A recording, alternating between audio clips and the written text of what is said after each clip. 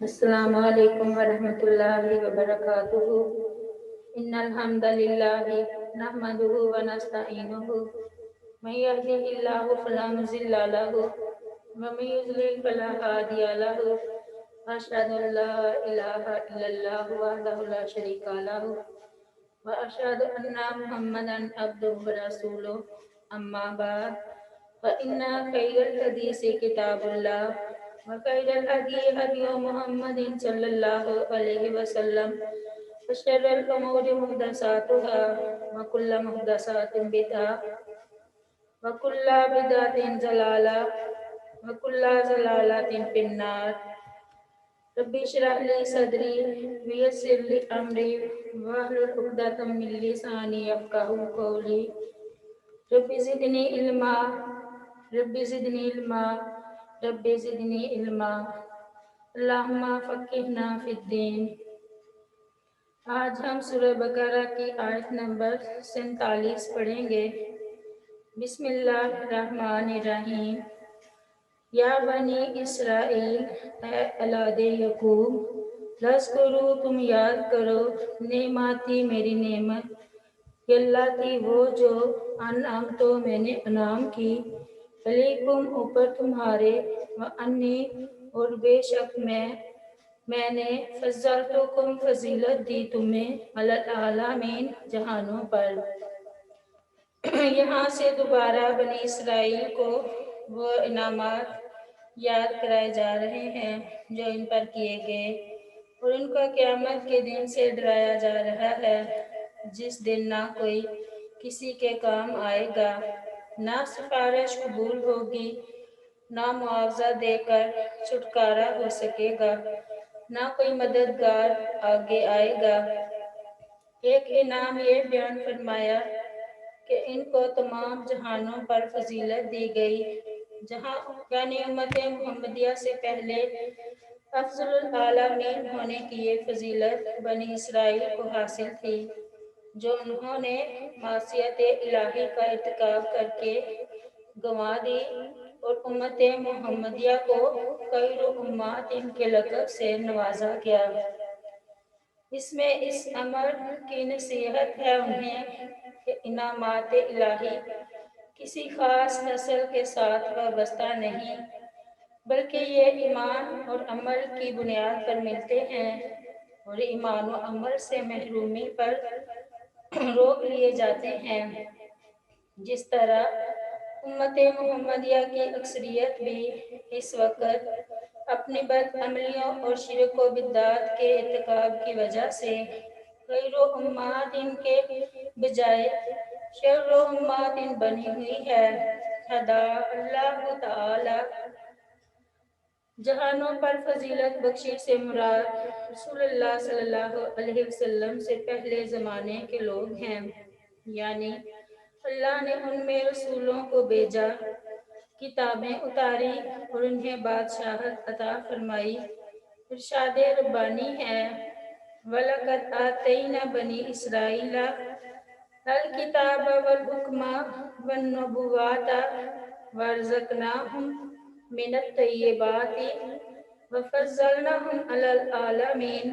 اللہ تعالیٰ نے سورہ جاثیہ میں ارشاد فرمایا، اور بلا شبہ یقیناً ہم نے بنی اسرائیل کو کتاب اور حکم اور نبوت دی، اور انہیں پاکیزہ چیزوں سے رزق دیا، اور انہیں جہانوں پر فضیلت بخشی، اور فرمایا وَلَقَدِ اخْتَرْنَاهُمْ عَلَىٰ عِلْمٍ عَلَى الْعَالَمِينَ، اور بلا شبہ یقیناً ہم نے انہیں علم کی بنا پر جہانوں سے چن لیا، اور فرمایا وَإِذْ قَالَ مُوسَىٰ لِقَوْمِهِ يَا قَوْمِ اذْكُرُوا نِعْمَتَ اللَّهِ عَلَيْكُمْ إِذْ جَعَلَ فِيكُمْ أَنْبِيَاءَ وَجَعَلَكُمْ مُلُوكًا وَآتَاكُمْ مَا لَمْ يُؤْتِ أَحَدًا مِّنَ الْعَالَمِينَ۔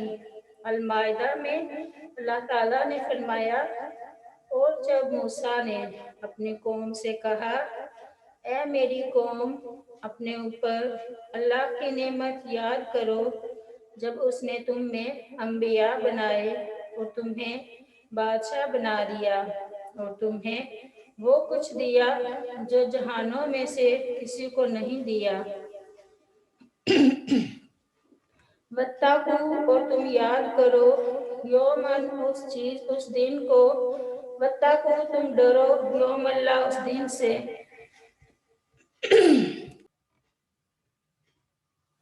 واتقوا اور ڈرو یومن اس دن سے لا تجزی نہیں فائدہ دے گی نفسن کوئی جان ان نفسن کسی نفس کو شیئن کچھ بھی ولا یقبلو اور نہ قبول کی جائے گی منہا اس سے شفاعتن کوئی سفارش ولا یؤخذ اور نہ ہی لیا جائے گا اس سے منہا اس سے عدل ولا بدلہ ولا ہم اور نہ وہ ینصرون مدد کیے جائیں گے۔ نعمت یاد دلانے کے بعد انہیں قیامت کے عذاب سے ڈرایا۔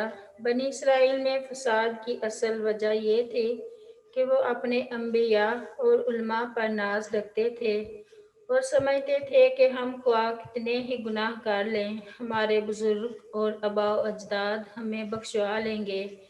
ان کے اسی باطل گمان کی تردید کی گئی ہے۔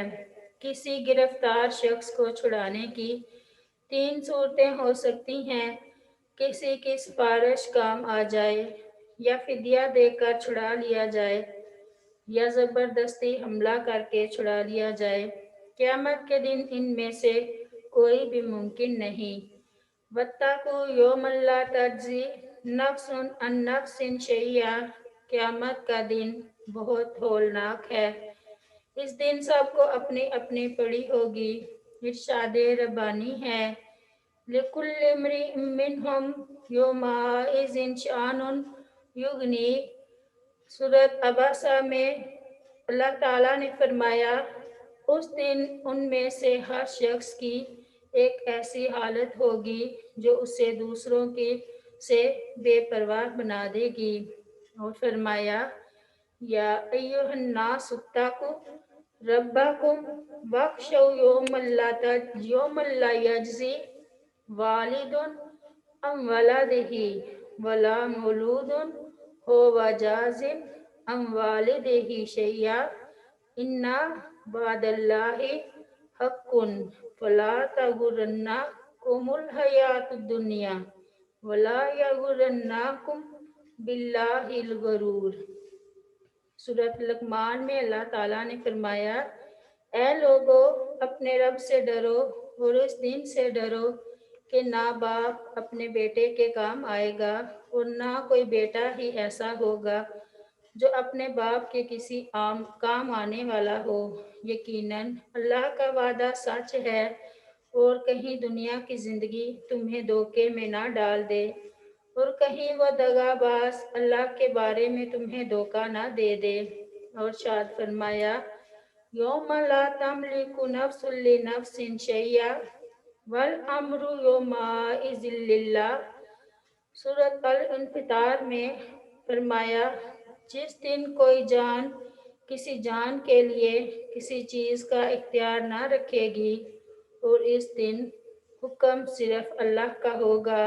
ولا یقبل منہا شفاعہ، قیامت کے دن کوئی شخص کسی کو اپنا سفارشی بنا کر پیش نہیں کر سکتا اور نہ اس قسم کی کوئی سفارش قبول کی جائے گی۔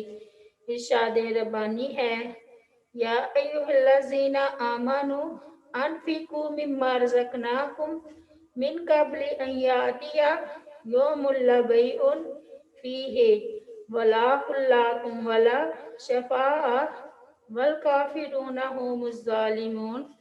سورۃ بقرہ میں ارشاد فرمایا اے لوگو جو ایمان لائے ہو اس میں سے خرچ کرو جو ہم نے تمہیں دیا ہے اس سے پہلے کہ وہ دن آئے جس میں نہ کوئی خرید و فروخت ہوگی اور نہ کوئی دوستی اور نہ کوئی سفارش اور کافر لوگ ہی ظالم ہیں۔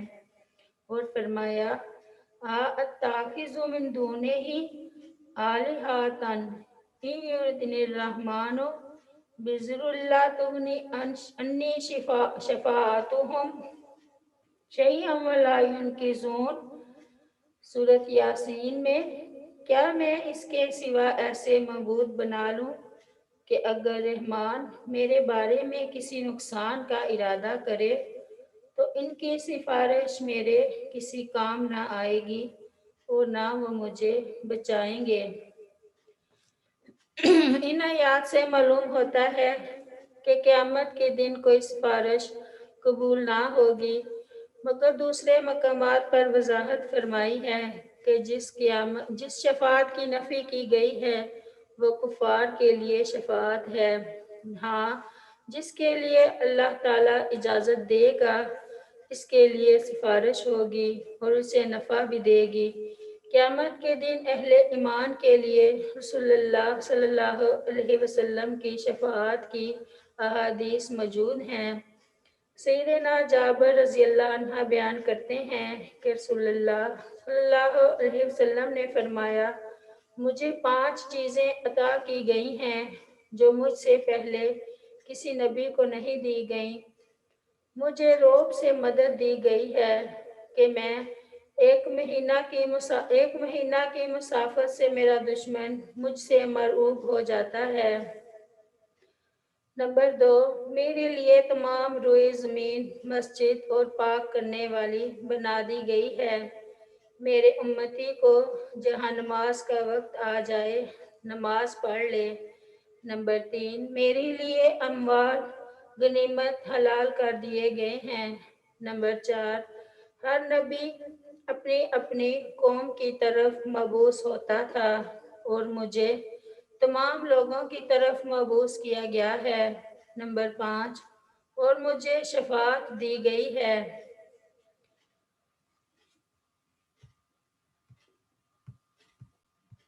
سیدنا انس رضی اللہ عنہ بیان کرتے ہیں کہ رسول اللہ صلی اللہ علیہ وسلم فرماتے ہیں، میں سفارش کے لیے روانہ ہوں گا جہاں تک کہ میں اپنے رب سے اجازت لوں گا۔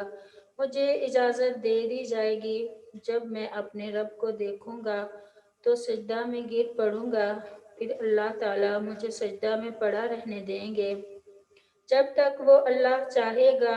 پھر مجھ سے کہا جائے گا، اپنا سر اٹھاؤ اور سوال کرو، تمہیں وہ چیز عطا کر دی جائے گی جس کا تم سوال کرو گے، کہو تمہاری بات سنی جائے گی، سفارش کرو تمہاری سفارش قبول کی جائے گی۔ تب میں اپنا سر اٹھاؤں گا اور پھر اللہ تعالیٰ کی تعریف ان الفاظ میں کروں گا جو الفاظ اللہ مجھے تعلیم دے گا۔ پھر میں سفارش کروں گا، پھر اللہ تعالیٰ میرے لیے ایک حد مقرر کر دے گا تو میں ان لوگوں کو سفارش کر کے جنت سے نکلوا لوں گا، جنت میں داخل کروا دوں گا۔ وَلَا يُؤْخَذُ مِنْهَا عَدْلٌ، قیامت کے دن کوئی شخص کسی قسم کا فدیہ دے کر اپنے آپ کو دوزخ کے عذاب سے نہیں بچا سکتا۔ وہاں فدیہ قبول نہیں ہوگا اور بدلہ یا معاوضہ بھی نہیں لیا جائے گا۔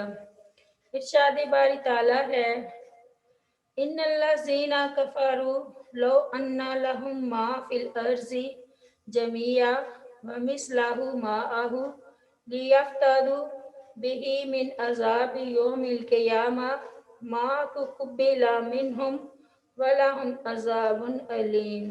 سورۃ المائدہ میں اللہ تعالیٰ فرماتے ہیں، بے شک جن لوگوں نے کفر کیا، اگر واقعی ان کے پاس زمین میں جو کچھ ہے وہ سب اور اس کے ساتھ اتنا اور بھی ہو تاکہ وہ اس کے ساتھ قیامت کے دن کے عذاب سے فدیہ دے دیں تو ان سے قبول نہ کیا جائے گا اور ان کے لیے دردناک عذاب ہے۔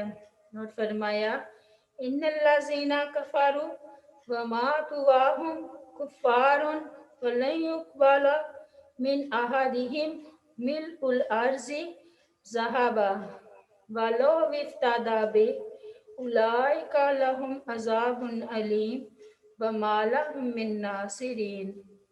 آل عمران میں اللہ تعالیٰ فرماتے ہیں، بے شک وہ لوگ جنہوں نے کفر کیا اور اس حال میں مر گئے کہ وہ کافر تھے، سو ان کے لیے کسی ایک سے زمین بھرنے کے برابر سونا ہرگز قبول نہ کیا جائے گا، خواہ وہ اسے فدیے میں دے دیں۔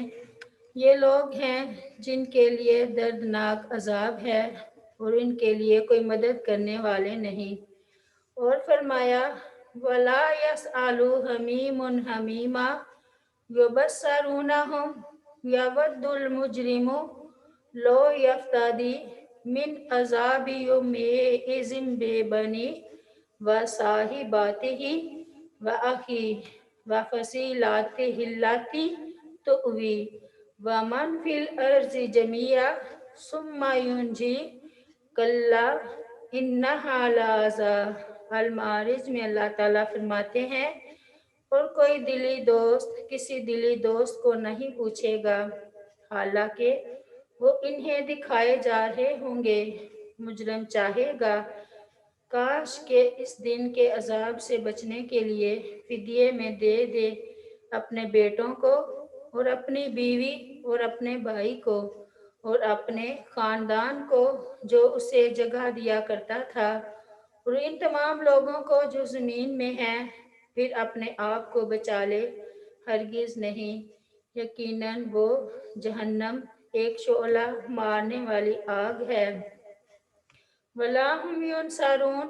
قیامت کا دن ایسا دن نہیں کہ وہاں ایک شخص اپنی مرضی سے دوسرے کی سفارش و مدد کر سکے۔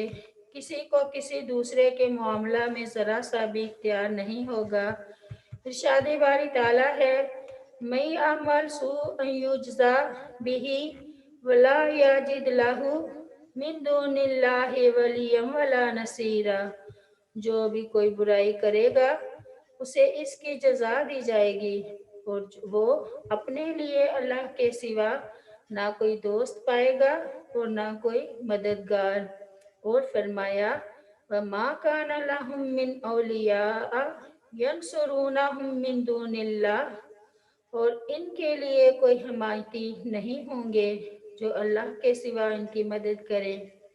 سیدنا ابو ہریرہ رضی اللہ عنہ بیان کرتے ہیں کہ رسول اللہ صلی اللہ علیہ وسلم نے فرمایا اے فاطمہ بنت محمد صلی اللہ علیہ وسلم، اپنی جان کو دوزخ سے بچا لو۔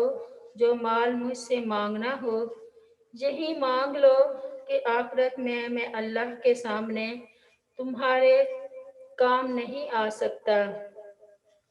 اگلی آیت وَإِذْ نَجَّيْنَاكُمْ، اور جب نجات دی ہم نے تمہیں من آل فرعون، فرعون سے، آل فرعون سے، یسومونکم، وہ دیتے تھے تمہیں سوء سخت ترین العذاب عذاب، یذبحون، وہ قتل کرتے تھے ابناءکم، تمہارے بیٹوں کو، ویستحیون، اور وہ چھوڑ دیتے تھے نساءکم، تمہاری عورتوں کو، وفی ذالکم، اور اس میں بلاء، آزمائش تھی، من ربکم، تمہارے رب کی طرف سے، عظیم، بہت بڑی۔ اب یہاں سے بنی اسرائیل پر کیے جانے والے انعامات اور انہیں دی جانے والی فضیلت کی تفصیل شروع ہو رہی ہے۔ آل فرعون سے مراد فرعون، اس کا لشکر، اس کے پیروکار ہیں۔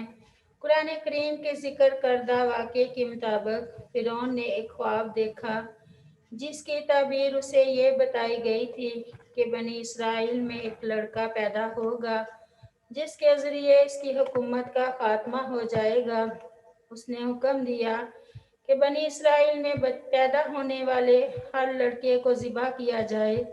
بنی اسرائیل ان پریشانیوں سے گزرتے رہے جہاں تک کہ موسیٰ علیہ السلام مبعوث ہوئے اور انہیں فرعون کے عذاب سے نجات دلائی۔ ارشاد باری تعالیٰ ہے وَإِذْ قَالَ مُوسَىٰ لِقَوْمِهِ اذْكُرُوا نِعْمَتَ اللَّهِ عَلَيْكُمْ إِذْ أَنْجَاكُمْ مِنْ آلِ فِرْعَوْنَ يَسُومُونَكُمْ سُوءَ الْعَذَابِ وَيُذَبِّحُونَ أَبْنَاءَكُمْ وَيَسْتَحْيُونَ نِسَاءَكُمْ وَفِي ذَلِكُمْ بَلَاءٌ مِّن رَبِّكُمْ عَظِيمٌ۔ سورہ ابراہیم میں اللہ تعالیٰ ارشاد فرماتے ہیں، اور جب موسیٰ نے اپنی قوم سے کہا کہ تم اپنے اوپر اللہ کی نعمت یاد کرو جب اس نے تمہیں فرعون کی آل سے نجات دی اور تمہیں برا عذاب دیتے تھے اور تمہارے بیٹے بری طرح ذبح کرتے اور تمہاری عورتوں کو زندہ رکھتے تھے، اور اس میں تمہارے رب کی طرف سے بہت بڑی آزمائش تھی، اور فرمایا وَتِلْكَ نِعْمَةٌ تَمُنُّهَا عَلَيَّ أَنْ عَبَدْتَ بنی اسرائیل۔ اشعراء میں اللہ تعالیٰ فرماتے ہیں، اور یہ کوئی احسان ہے جو تو مجھ پر جتلا رہا ہے کہ تو نے بنی اسرائیل کو غلام بنا رکھا ہے۔ اگلی آیت، وَإِذْ فَرَقْنَا، اور جب ہم نے پھاڑا بِكُمُ الْبَحْرَ، تمہارے لیے سمندر کو، فَأَنْجَيْنَاكُمْ، پھر ہم نے نجات دی تمہیں، وَأَغْرَقْنَا، اور غرق کر دیا آلَ فرعون، آل فرعون کو، وَأَنْتُمْ، اور تم تنظرون، دیکھ رہے تھے۔